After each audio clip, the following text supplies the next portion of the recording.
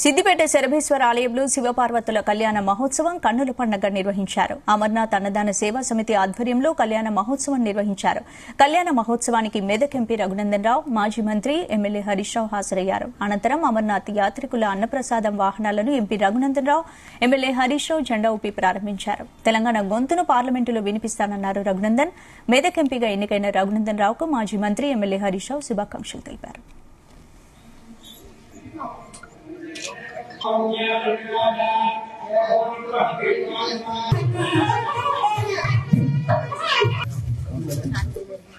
జై శ్రీరామ్.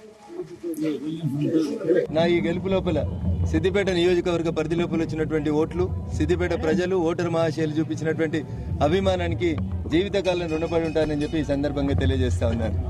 నరేంద్రుడి నాయకత్వంలో మూడోసారి దేశంలో భారత ప్రభుత్వం ఏర్పాటు కావడం జరిగింది. త్వరలోనే మేమందరం కూడా పార్లమెంట్ సభ్యులుగా ప్రమాణ స్వీకారం చేస్తాం.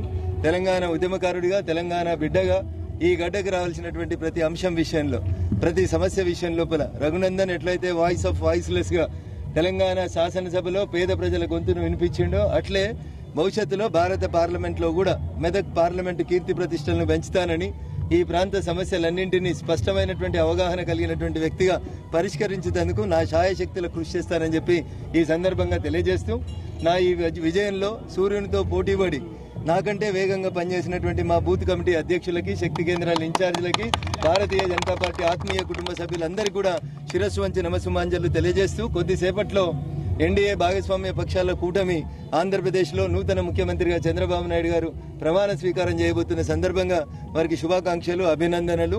ఇంతింతాయి వటుడింతాయి అన్నట్టు ఎన్డీఏ ఈ రోజు దేశంలో 22 రాష్ట్రాల్లో ఎన్డీఏ ముఖ్యమంత్రుల్ని ఎదిగేటువంటి రీతి లోపల ప్రజలు ఆశీర్వచనం ఇచ్చిరంటే ప్రజల తీర్పును మీరందరూ కూడా అర్థం చేసుకోవాలి, స్వాగతించాలి.